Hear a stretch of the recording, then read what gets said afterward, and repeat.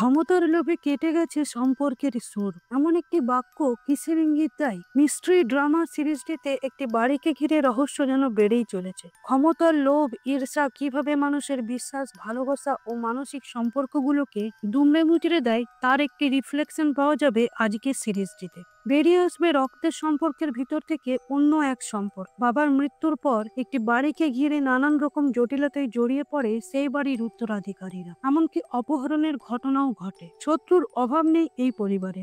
দ্বন্দ্ব, সংঘাত, মারপিট, এমনকি নানান কিছুর মধ্য দিয়ে ধীরে ধীরে উঠে আসতে থাকে এই পরিবারের সাজানো ভাবমূর্তির পিছনে লুকিয়ে থাকা বিস্ময়কর সব সত্য। সেই কারণে ৩৪ বছরের পুরনো বাড়িটা ছেড়ে চলে যেতে বাধ্য হয় এই বাড়ির উত্তরসূরিরা। বন্ধুরা, আজকের ভিডিওটি খুবই ইন্টারেস্টিং হতে চলেছে, তাই না স্কিপ করে সম্পূর্ণ ভিডিওটি দেখুন।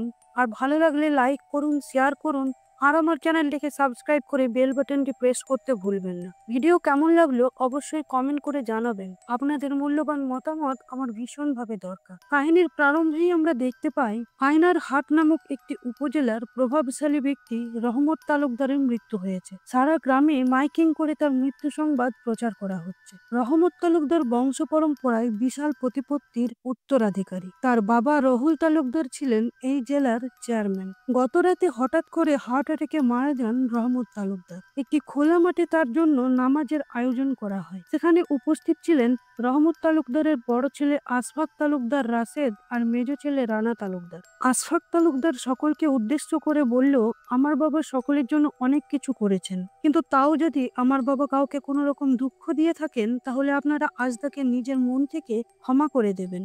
আর যদি কারোর দেনা পাওনা থেকে থাকে সেগুলো আমাদেরকে জানাবেন। এবার সকলকে উদ্দেশ্য করে মৃত রহমত তালুকদারের জন্য তিনি আমিন বলতে বললে কেউ সেটা বলল না। তার মানে হলো রহমত বাবুকে কেউই ক্ষমা করল না। ভিড়ের মধ্যে থেকে অনেকে বলে উঠল, ওনাকে ক্ষমা করা যায় না, উনি পাপী মানুষ, অনেক গরিব মানুষের জমি জমা সম্পত্তি দখল করে নিয়েছেন। ওনার শ্রেষ্ঠকৃত্যে আমরা এখানে থাকলে আমরাও পাপের ভাগিদার হব। ওই ভিড়ের মধ্যে থেকে কেউ একজন গুলমোহর বলে চিৎকার করে উঠল, কিন্তু ব্যক্তিটিকে আমরা দেখতেই পেলাম না। গুলমোহর হলো মৃত রহমত তালুকদারের বাড়ির নাম। তার স্ত্রীর নামে বাড়িটির নাম রাখা হয়েছিল। এরপর জমায়েত সকলে সেখান থেকে চলে গেল।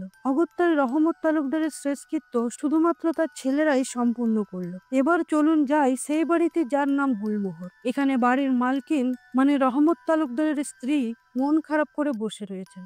এছাড়াও সেখানে রয়েছে আশফাক তালুকদার, রহমত তালুকদারের মেয়ে রেনু আর রানা তালুকদার। রহমত তালুকদার মারা যেতেই তার এই বিশাল সম্পত্তি ভাগাভাগি করতে শুরু করেছে তার ছেলে মেয়েরা। আশফাক কানাডায় থাকে, রেনু তার স্বামী ছেলেদের নিয়ে ঢাকায় থাকে, আর রানা এই গুলমোহরেই থাকে তার বাবা মায়ের সাথে। এই আয়নার মাঠে তাদের জমি জমা সম্পত্তি সমস্ত কিছু রানার নখদর্পণে। গ্রামের সবাই তাকে ভয় পায়। রেনু বলল, এখনো শোক কাটেনি, এরই মধ্যে ভাগাভাগি? আশফাক বলল, কখনকার শোক কাটবে ততদিন পর্যন্ত আমি এখানে বসে থাকবো? আমি এখানকার সমস্ত সম্পত্তির কাগজপত্র কালেক্ট করেছি। রানা বলল, তাহলে একবারে প্ল্যান করেই এসেছেন?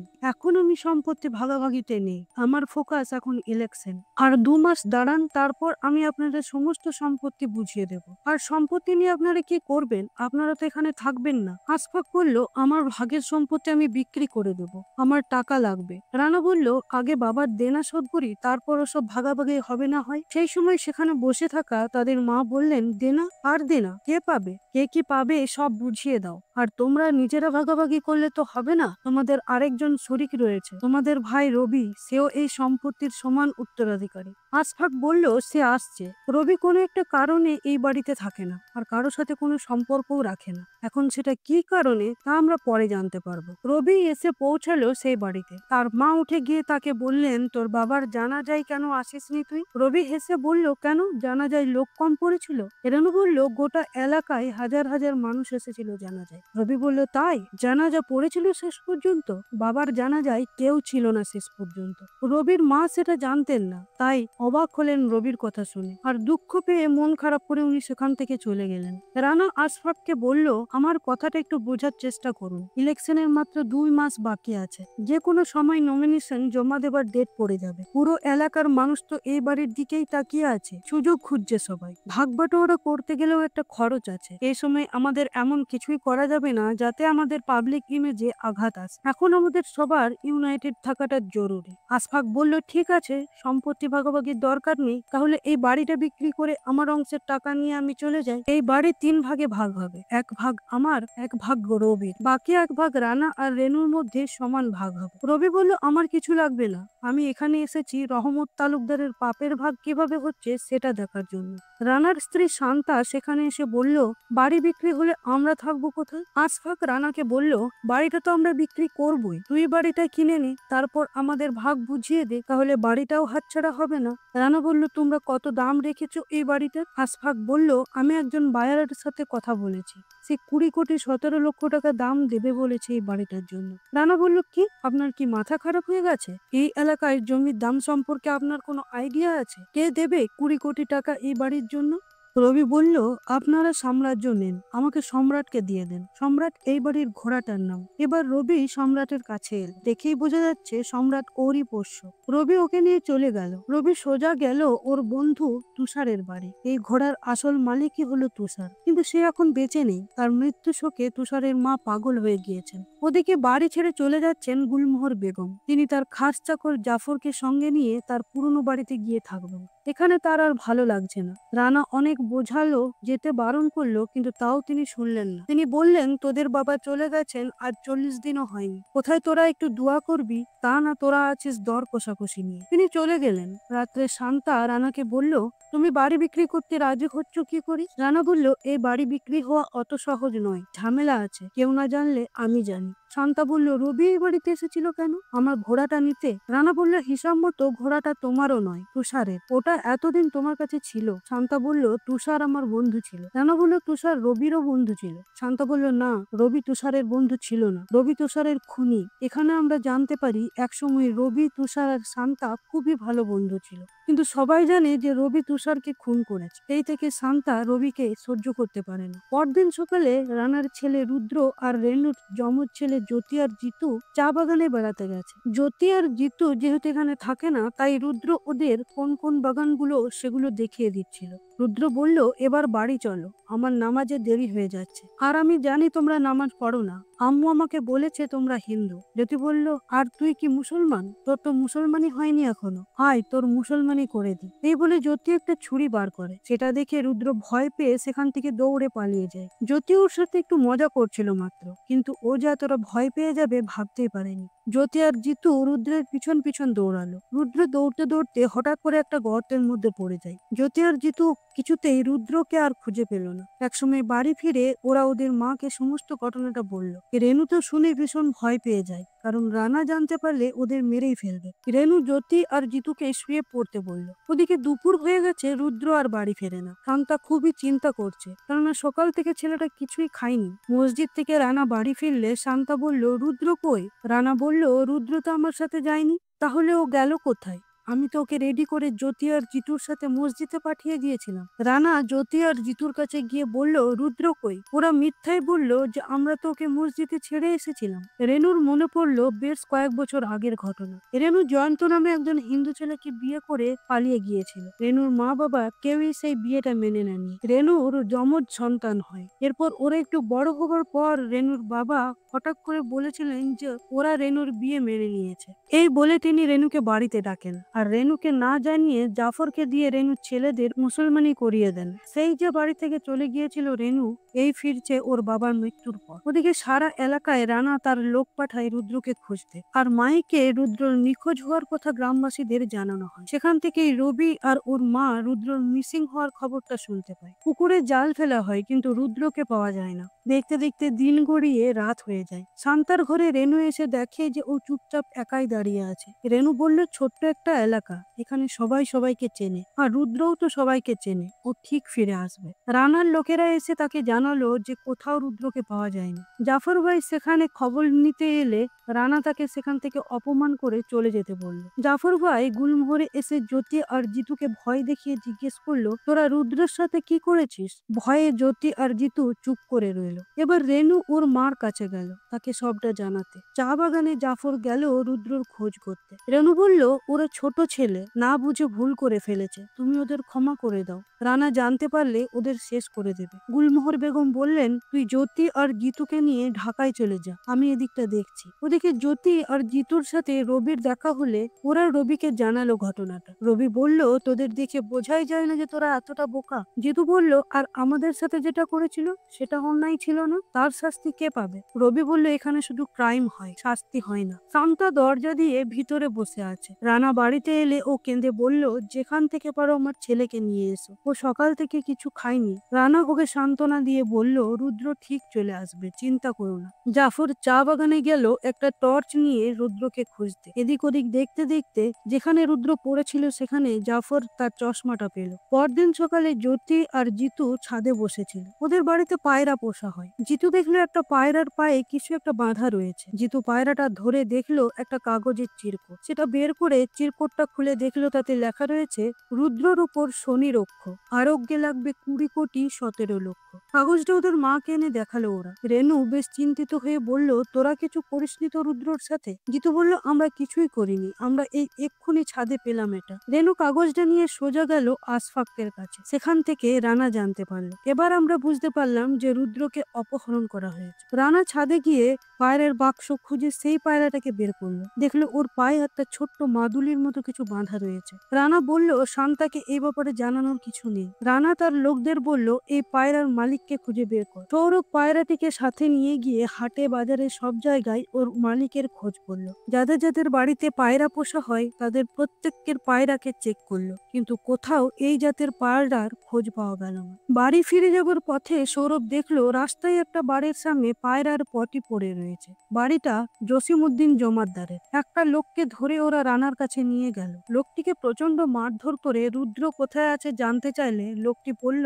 আমি এখানে থাকি না স্যার, এখানে আমি বোনের বাড়ি এসেছি, ওটা আমার পায়রা নয়। ওদিকে গুলমোহরে পুলিশ এসেছে। অফিসার তৈমুর আলম খন্দকার অফিসার আশফাককে জিজ্ঞেস করলো, কে পেয়েছে পায়রাটাকে? আশফাক বলল, আমার বোনের ছেলেরা। অফিসার বলল, ওরা কোথায়? রেনু বলল, ওরা ঢাকায় চলে গেছে। অফিসার বলল, ওদের আবার ফিরে আসতে বলুন, ওদের সাথে কথা বলতে হবে, ওরাই তো প্রাইম সাসপেক্ট। আর রুদ্রর মাকে ডাকুন, ওনার সাথেও কথা বলতে হবে। শান্তা সেখানে এসে অফিসারের মুখ থেকে ওর ছেলের অপহরণের কথা শুনে পাথরের মতো দাঁড়িয়ে রইল। রানার কাছে খবর গেল বাড়িতে পুলিশ এসেছে। অফিসার আশফাককে জিজ্ঞেস করলো, পায়রা আর চিঠিটা কোথায়? কি লেখা ছিল চিঠিতে? আশফাক বলল, ওগুলো রানা নিয়ে গেছে। চিঠিতে লেখা ছিল, রুদ্রর উপর শনি রক্ষ, আরোগ্যে লাগবে 20,17,00,000। অফিসার বলল, 17,00,000টা কেন? এ কেমন হিসাব? শান্তা হঠাৎ বলে উঠল, এই বাড়ির দাম, এই বাড়িটা বিক্রি করার কথা চলছিল, একজন বায়ার এই দাম বলেছিল। রানা সেখানে এসে বলল, পুলিশকে ডেকেছে। আশফাক বলল, একটা বাচ্চা ছেলে দুদিন ধরে বাড়িতে নেই, তাই পুলিশ ডেকেছে। রানা বলল, আমার পুলিশের দরকার নেই অফিসার, আপনি এখান থেকে চলে যান, আমি দেখে নেব। শান্তা বলল, কি দেখেছো তুমি? পেয়েছো রুদ্রকে? রানা বলল, এই আয়নার হাটকে আমি অনেক ভালো করে চিনি, এটা পুলিশের কাজ নয়, আর এই বাড়িতে কখনো পুলিশ আসেনি, আসবেও না। অফিসার বলল, এসেছিল তো আপনার ভাইকে গ্রেপ্তার করতে, আর আপনার অসুবিধাটা কোথায়? আপনি আপনার মতো খুঁজুন, আমাকে আমার মতো তদন্ত করতে দিন। সৌরভ রানাকে এসে খবর দিল যে লোকটির অবস্থা খুবই খারাপ, ওকে হসপিটালে ভর্তি করে এসেছে, মনে হচ্ছে সত্যি ও কিছুই জানে না। রানা এবার পায়রাটাকে দেখে বলল, কেউ না চিনলেও পায়রাটা নিশ্চয়ই ওর মালিককে চিনবে। এরপর পায়রাটাকে উড়িয়ে দিয়ে রানা বলল, ওর পিছু নাও, দেখো ও কোথায় যাচ্ছে। রানার লোকেরা পায়রার পিছন পিছন লক্ষ্য করে বাইক নিয়ে চললো পায়রার মালিকের খোঁজে। একসময় ওরা এসে পৌঁছালো ভারত বাংলাদেশের সীমান্তে, আর দেখলো পায়রাটা উড়ে ভারতের দিকে চলে গেল। কিন্তু ওদের তো আর এগোনো সম্ভব নয়, তাই ওরা ফিরে গেল। রাত্রে ডিনার করার সময় এসআই টুটুল বলল, এই পরিবারে শত্রুর অভাব নেই, অন্যায় তো আর কম করেনি। অফিসার তৈমুর বলল, বৃদ্ধাঙ্গুলির মৃত্যুর আগেই দেশ ছেড়ে চলে গেল তর্জনী। রাম নাম জপার অপরাধে মধ্যাঙ্গুলি পরিবারের ত্যায্য। অনামিকায় আংটি পরিয়ে পাথরের ব্যবসায় বাগে আনলো বৃদ্ধাঙ্গুলি। বাকি রইল কনিষ্ঠা, সে কোথায়? এসআই বলল, তার মানে রবি? ও তো আজাদ মাস্টারের ছেলেকে খুন করে কয়েক বছর জেলে ছিল। 2011 সালে আজাদ মাস্টার নির্বাচনে দাঁড়িয়েছিলেন। নির্বাচনের 3 দিন আগে ওনার ছেলে তুষার খুন হয়। সেই বছরই প্রথম এবং শেষবারের মতো আজাদ মাস্টার নির্বাচনে হারেন জমাদ্দারের কাছে। রবি এখন ওর মায়ের সাথেই থাকে। রানার স্ত্রী শান্তা রবির বাল্য বন্ধু, ভালোই ঘনিষ্ঠ ছিল ওরা। রবি, শান্তা, তুষার তিনজনেই ভালো বন্ধু ছিল। তুষারের মৃত্যুর পর ওদের সম্পর্কটা খারাপ হয়ে যায়। শান্তা আবার রবির দাদাকে বিয়ে করে এই বাড়িতেই এসেছে। অফিসার বলল এই 20,17,00,000 দামটা ওই বাড়ির লোকেরা ছাড়াও আরেকজন জানে। যে দামটা অফার করেছিল সে। অফিসার আশফাককে থানায় ডাকলো জেরা করার জন্য। বলল, আপনার কি মনে হয় এই আয়নারহাটে কেউ আছে যে রানা তালুকদারের ছেলেকে কিডন্যাপ করতে পারে? আপনি কানাডায় কোথায় থাকেন? আশফাক বলল, আলবার্টা, ওয়েস্টার্ন কানাডার একটা জায়গা। আমি ওখানে সিকিউরিটি কোম্পানির ম্যানেজার। আমি আমার স্ত্রীর সাথে থাকি না। ডিভোর্স ফাইল করা হয়েছে, কিছু প্রসিডিওর এখনো বাকি আছে। অফিসার বলল, সেটেলমেন্ট? তাহলে তো আপনার অনেক টাকা দরকার। 20,17,00,000 টাকাটা তো আপনার জন্য যথেষ্ট। আপনাকে বাড়িটার জন্য যে দামটা অফার করেছিল তাকে একবার ডাকুন তো, তার সাথে কথা বলতে হবে। আশফাক বলল, আমি দুদিন ধরে ওনাকে ফোন করছি কিন্তু ফোন সুইচ অফ পাচ্ছি। ওনার কোনো অ্যাড্রেসও তো জানি না। ওনার নাম উনি বলেছিলেন চিত্তরঞ্জন। জাফর ভাই ওনাকে আমার কাছে নিয়ে এসেছিল। জাফর ভাই আমার মায়ের সাথে সব সময় থাকেন। অফিসার তৈমুর এসআই টুটুলকে বলল, এলাকায় কেউ নেই যে ছবি আঁকতে পারে? যেভাবে পারেন তাকে ডেকে এনে আশফাক বাবুকে দিয়ে একটা স্কেচ আঁকান। গৌরব রানাকে বলল, চা বাগানের একজন কর্মচারী বলছে রুদ্রকেও চা বাগানে দেখেছে। রানা তৎক্ষণাৎ সেই লোকটির কাছে গেল। লোকটি বলল, আমি ছেলেটিকে দেখিনি স্যার, শুনেছি দুটো বাচ্চা ছেলে রুদ্র রুদ্র করে ডাকছিল। সেই ছেলে দুটো আবার দেখতে একই রকম। রানা বুঝতে পেরে সোজা বাড়ি গিয়ে রেনুকে বলল, কাউকে কিছু না বলে ওদেরকে ঢাকায় পাঠিয়ে দিলে কেন? তোমার ছেলেরা যে রুদ্রকে চা বাগানে নিয়ে গিয়েছিল সেটা আমাকে বলনি কেন? এখনই ওদের আসতে বলো। রেনু বলল, ওদের এখানে এনে কি কাজ? রানা বলল, তুমি না আনলেও কিভাবে আনতে হয় সেটা কিন্তু আমি খুব ভালো করে জানি। রেনু বলল, আমি ওদের পাঠাইনি, আম্মা পাঠিয়েছেন। অন্যদিকে অফিসার তৈমুর গেছে গুলমোহর বেগমের সাথে কথা বলতে। অফিসার জিজ্ঞেস করলো, আপনাদের কোনো শত্রু আছে? ঘরটা যে বিক্রি হচ্ছে আপনি জানতেন? গুলমোহর বেগম বললেন, কার শত্রু নেই? ক্ষমতায় থাকলে শত্রু থাকবেই। অফিসার জাফরকে বলল, রুদ্র মিসিং হওয়ার পর থেকে বায়ারকে যার খুঁজে পাওয়া যাচ্ছে না সেটা আপনি জানেন? আপনি ওনাকে কোথায় পেয়েছিলেন? জাফর বলল, হ্যাঁ, আমিও খুঁজছি ওনাকে। উনি নিজেই এসেছিলেন বাড়ি কিনবার জন্য। আম্মার সাথে দেখা করতে চাইছিলেন, আমি দিইনি। অফিসার বলল, জাফরকে একবার থানায় যেতে হবে, একটা স্কেচ আঁকতে হবে। একটা লোককে নিয়ে এসে জাফর আর আশফাককে বসিয়ে ওই লোকটার স্কেচ আঁকানো হয়। এখানে আমরা সেই আসল লোককে দেখতে পাই যে আরেকটা চিরকুট পায়রার পায়ে বেঁধে সেটাকে উড়িয়ে দিল। এছাড়া আমরা দেখি যে তার বাড়িতেই রুদ্র ঘুমিয়ে রয়েছে। এবার সে পায়রাটা সোজা আবার গিয়ে বসলো গুলমোহরের ছাদে। এখন সেখানে ছিল শান্তা। পায়রার পায়ের থেকে চিরকুটটা খুলে নিয়ে শান্তা দেখলো সেটাতে লেখা রয়েছে, চলছে সময় জমছে বালি ঘড়ির তলে, কি আর থাকে বাকি নারীর ধন হারালে। শান্তা সোজা তার ঘরে এসে কিছু জমি জমার দলিল আর তার কাছে যা গয়নাগাটি ছিল সেগুলো বের করলো। আর রানাকে ডেকে বললো, এগুলো বিক্রি করে আমার ছেলেকে এক্ষুনি সারিয়ে নিয়ে এসো। ওদিকে সেই লোক যে চিরকুটে লিখে পাঠিয়েছিল সে নিজে এসেছে জাফরের সাথে দেখা করতে। জাফর সবটা শুনে লোকটিকে প্রচন্ড মারধর করতে আরম্ভ করলো। বলল, রুদ্র কোথায়? কিডন্যাপ কেন করেছিস ওকে? লোকটি বলল, আপনার মতো গুলমোহর বেগম ওকে হিন্দিতেই কথা বলেন? জাফর বলল, তুই আম্মাকে চিনলি কি করে? লোকটি বলল, এই আয়নার হাটে কেউ ওনাকে চেনে না। জাফর বলল, তুই তো আয়নার হাটের লোক নয়, তোর কথাবার্তা তো এদেশের নয়। লোকটি বলল, কে বলেছে আমি এখানকার নই? ভালো করে দেখুন, চিনতে পারবেন। আসলে অনেক ছোটবেলায় দেখেছেন তো, তাই অসুবিধা হচ্ছে। তবে গুলমোহর বেগম কিন্তু আমাকে একবার দেখলেই চিনতে পারবেন, কারণ ওনার দৃষ্টিশক্তি ক্ষীণ হলেও স্মৃতিশক্তি কিন্তু প্রখর। বলল, গুলমোহর বেগমের কাছেই আমি যা বলার বলবো। গুলমোহর বেগম এলেন। লোকটি তাকে বলল, আমাকে চিনতে পারছেন মাঝি? গুলমোহর বেগম বললেন, কে তুমি? কোথা থেকে এসেছো? তোমার কথা শুনে তো মনে হচ্ছে না তুমি এখানকার। লোকটি বলল, আমার ভাষা শুনেই সিনমানা টেনে দিলেন মাঝি? একটু মনে করে দেখুন, আপনার সাথে আমার দেখা হয়েছে, অবশ্য সেটা অনেক বছর আগে। পণ্ডিত শ্রীনারায়ণের কথা মনে আছে আপনার? আপনার কন্যার সঙ্গীত গুরু, তার ভাইপো শ্রীধরন, আমি তার ছেলে ধ্রুব। গুলমোহর বেগম বললেন, তুমি রুদ্রকে কিডন্যাপ করেছো কেন? কেমন আছে ও এখন? ধ্রুব বলল, ও ভালোই আছে, আর আমি ওকে কিডন্যাপ করিনি, বরং বাঁচিয়েছি। সেদিন চা বাগানে অজ্ঞান হয়ে পড়েছিল রুদ্র, ও বাড়ি যেতে চাইছিল না। গুলমোহর বেগম বললেন, তাহলে তুমি এই প্ল্যানটা করলে কেন? ধ্রুব বলল, আমি যেটা করেছি সেটা তালুকদার ফ্যামিলিকে ভয় দেখানোর জন্য করেছি। যে পরিবারের ভয়ে সারা এলাকা তটস্থ, তাদের জানতে হবে না ভয়টা কি? পণ্ডিত শ্রীনারায়ণের মৃত্যুর পর তার সাথে ঠিক কি ঘটেছিল আপনি তো সবটাই জানেন। তার সৎকারের সপ্তাহখানেক পর পোস্টমাস্টার মহাশয়ের কাছ থেকে আমরা সেই খবরটা পাই। আয়নার হাটে আসতে আসতে আমাদের আরো 11 দিন লেগে যায়। এসে জানতে পারি সবকিছু হয়েছে উপজেলার চেয়ারম্যান রহমত তালুকদারের সরকারের নির্দেশ। এই গুলমোহর বাড়িটা তো আসলে পণ্ডিত শ্রীনারায়ণের। দেশভাগের পর তার ফ্যামিলির একাংশ এখান থেকে চলে গেলেও তিনি এখানেই রয়ে গিয়েছিলেন। তিনি চেয়েছিলেন তার মৃত্যুর পর এই বাড়ি গুলমোহরকে যেন সঙ্গীত ভবন করে তোলা হয়। এই জেলার মানুষজন এখানে এসে সঙ্গীত চর্চা করবে। মানুষের জন্য তিনি এই গুলমোহরকে বিলিয়ে দিতে চেয়েছিলেন। তার মৃত্যুর পর আমরা যখন এখানে আসি তখন রহমত তালুকদার আমাদের বাড়িকে ফিরিয়ে না দিয়ে আমাদের হাতে 20,015 টাকা ধরিয়ে দিয়েছিলেন। এরপর তিনি আস্তে আস্তে সম্পূর্ণ বাড়িটাকে নিজের নামে করে নেন। এখানে এখন আপনারা বাস করছেন। জাফর বলল, তুই কি বাড়িটা মাথায় করে নিয়ে যাবি? ধ্রুব বলল, আপনারাও তো একদিন সপরিবারে নিজেদের ভিটেমাটি ছেড়ে অন্য দেশে পাড়ি দিয়েছেন। কখনো মনে হয়নি একবার গিয়ে দেখি সেই পুরনো শিকড়ে আগাছা জন্মালো কিনা? আপনি তো শিকড়টাকে তুলে আনতে পারবেন না, তার গোড়ায় জন্মানো আগাছাগুলোকে তো পরিষ্কার করতে পারেন। আমি সেটাই করছি। আমি এই বাড়ি ফেরত নিতে আসিনি,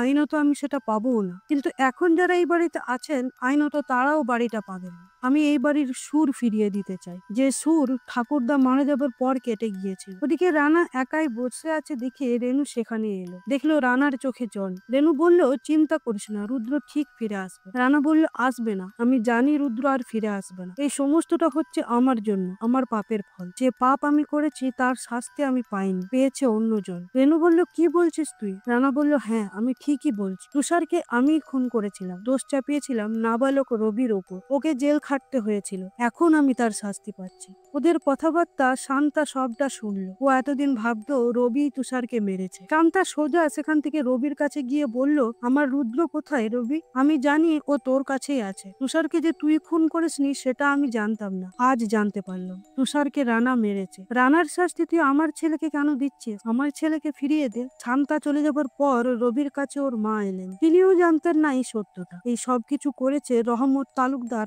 আর তার ছেলে রানা তালুকদার। জানতো শুধুমাত্র আশফাক, কিন্তু ও কাউকে কিছু না বলে বাড়ি ছেড়ে চলে গিয়েছিল কানাডায়। রবি অভিমান করে ওর মাকে বলল, আমি ছিলাম বলির পাঠা। নিজের এক ছেলেকে ফাঁসির হাত থেকে বাঁচানোর জন্য নাবালক আরেক ছেলেকে জেলে পাঠিয়েছিলেন। তাতে শাস্তি না হয় একটু কম হয়েছে, কিন্তু সারা জীবন ধরে আমি যে শাস্তি পাচ্ছি আপনাদের একবারও সেটা জানতে মন হয়নি? এত বছর ধরে আমাকে আলাদা করে রেখেছেন। এবার লোকটির আঁকা স্কেচটাকে এলাকার সবাইকে দেখানো হলেও কেউ লোকটাকে চিনতে পারল না। মসজিদে গিয়ে রবি তুষারের বাবা আজাদ মাস্টারকে বলল, আমি তুষারকে খুন করিনি স্যার, যে করেছে সে নিজে একদিন এসে আপনার কাছে ক্ষমা চাইবে। রানা তার লোককে নিয়ে ওই লোকটাকে ধরে নিয়ে এসে আবার স্কেচটা আঁকতে বলল, কিন্তু তার আগেই সেই লোক মানে ধ্রুবর ফটো রানা আর আশফাকের মোবাইলে পাঠিয়ে দিল রবি। অন্যদিকে গুলমোহর বেগম ধ্রুবকে ছেড়ে দিয়ে বললেন, আমার রুদ্রকে আমার কাছে ফিরিয়ে দাও, আমি তোমার বাড়ি ফিরিয়ে দেব, কথা দিচ্ছি। ওদিকে পুলিশ এসেছে পোস্টমাস্টারের বাড়ি। এই বাড়িতেই রয়েছে রুদ্র আর ধ্রুব, কিন্তু এখনো ধ্রুব ফেরেনি। পুলিশ পোস্টমাস্টারকে ধরে নিয়ে গেলেন, কিন্তু রুদ্রকে দেখতে পেলেন না। কিছুক্ষণ পর ধ্রুব এসে রুদ্রর কাছ থেকে সবটা জেনে বলল, তুই তো রাস্তা চিনিস, বাড়ি চলে যাসনি কেন? রুদ্র বলল, কাল সকালে যাব। অফিসার তৈমুর পোস্টমাস্টারের কাছ থেকে জানতে পারলো যে গুলমোহর বাড়িটা আসলে রানাদের নয়, ওটা সবার বাড়ি। এরপর তিনি পণ্ডিত শ্রীনারায়ণের সাথে ঘটে যাওয়া অন্যায়, কিভাবে তার বাড়ি আত্মসাৎ করেছিল রহমত তালুকদার, সবটা অফিসারকে জানালেন। অফিসার স্কেচটা তাকে দেখে জিজ্ঞেস করলো, একে চেনেন? পোস্টমাস্টার ছবিটা দেখে চিনতে পেরেও চুপ করে রইলেন। রানার লোকেরা সারা এলাকা খুঁজে এসে রানাকে বলল, ওই লোকটাকে কোথাও পাওয়া গেল না। রানা বলল, রবির ঘোড়াটা নিয়ে আয়, তাহলে রবিও আস। আশফাক এসেছে ওর মার কাছে, বলল এবার ও নিজে ইলেকশনে দাঁড়াবে। গুলমোহর বেগম বললেন, তুই তো জানতিস যে রানা তুষারকে খুন করেছে, তাও আমাকে জানাসনি? সব সত্যি জেনেও যখন তুই দেশ ছেড়ে চলে গেছিলি, তখন এখন আর এই নোংরা রাজনীতিতে তুই নামিস না, তুই ফিরে যা। এবারের ইলেকশনে আমাদের বাড়ি থেকে কেউ আর দাঁড়াবে না, গ্রামের লোক যাকে চায় সেই দাঁড়াবে এবারের ইলেকশন। আজাদ মাস্টার মশাই। একটা পরিত্যক্ত ট্রেনের কামরার মধ্যে রবিকে বেঁধে রাখা হয়েছে। রানা এসে ওকে মারধর করে জিজ্ঞেস করলো, রুদ্র কোথায়, বেঁচে আছে না মেরে ফেলেছিস? ওই লোকটাকে, তোর সাথে ওর পরিচয় হলো কিভাবে? রবি বলল, খুব ভয় পেয়ে গেছেন তাই না? ছোটবেলায় যে ভাইকে কোলে নিয়ে ঘুরে বেড়াতেন সেই ভাইকেই খুনি বানিয়ে জেলে পাঠালেন কিভাবে? রানা রেগে গিয়ে রবিকে প্রচন্ড মারধর করেও ওর মুখ থেকে একটা কথাও বের করতে পারল না। সকালে ধ্রুব রুদ্রকে তার বাড়িতে ফিরিয়ে দিয়ে গেল। ওকে দেখে বাড়ির সকলে খুবই আনন্দ পেল। শান্তা জানতে পেরে ছুটে গেল ওর ছেলের কাছে। রানা রবিকে বলল, আমি যা করেছি বাবার কথা মতো করেছি। সেই সময় সৌরভ এসে রানাকে খবর দিল যে রুদ্র ফিরে এসেছে। গুলমোহর বেগম জ্যোতি আর জিতুকে নিয়ে থানায় গেলেন। অফিসারকে বললেন, রুদ্র ফিরে এসেছে, কিন্তু আমি আরেকজনের নামে কেস করতে চাই। এবার রানার বিরুদ্ধে তার মাই কেস ফাইল করলেন। ধ্রুব ধ্রুব থানায় গিয়ে নিজেই ধরা দিলেন অফিসারের কাছে, বললেন পোস্টমাস্টারকে ছেড়ে দিন, কিন্তু অফিসার দুজনকেই ছেড়ে দিল, কারণ অফিসার জানে যে এরা কোনো অন্যায় করেনি। রানা বাড়ি ফিরে দেখলো শান্তা তার ছেলে রুদ্রকে নিয়ে কোথায় চলে গেছে। রানা তার ছেলের মুখটাও আর দেখতে পেল না। রানা জিজ্ঞেস করলো, আমার ছেলে এতদিন কার কাছে ছিল, কোথায় ছিল? গুলমোহর বেগম বললেন, আমার কাছে ছিল রুদ্র। এতদিন আমি অন্ধ ছিলাম, আজ আমি সব দেখতে পেয়েছি। সবার পাপের হিসাব আমি জানতে পেরেছি। এই বাড়ি ছেড়ে আমাদের চলে যেতে হবে। গুলমোহর বেগম বললেন, তুই শুধু তুষারকে খুন করিসনি, রবিকেও খুন করেছিস। রানা কাঁদতে কাঁদতে বলল, বহু বছর আগের কথা আম্মা, তখন আমি কি বা জানতাম, ভুল করেছি, কিন্তু তাই বলে এভাবে এখন শাস্তি দেবেন? আমি নিজে থেকে কিছুই করিনি, আব্বা যা বলেছে আমি তাই করেছি। আমার জায়গায় আপনারা থাকলে তাই করতেন। আশফাক বলল, আমরা যে সম্পত্তি বাড়ি ভাগাভাগি নিয়ে এখানে ঝামেলা করছিলাম, এখন জানতে পারছি সেই সম্পত্তি একটাও আমাদের নয়, সবই লোকেদের কাছ থেকে ঠকিয়ে নেওয়া সম্পত্তি। তাই যার যা কিছু সব তাদের ফিরিয়ে দিতে হবে। গুলমোহর বেগম আজাদ মাস্টার মশাইয়ের কাছে গিয়ে বললেন, আপনি রবিকে ক্ষমা করে দেন, কেননা রবি খুনটা করেন, যে করেছে তার শাস্তির ব্যবস্থা আমি করেছি। এবারের ইলেকশনে আপনি দাঁড়ান, এলাকার মানুষরা আপনাকেই চায়। পুলিশ গিয়ে রানাকে অ্যারেস্ট করলো। আজ গুলমোহর ছেড়ে দিয়ে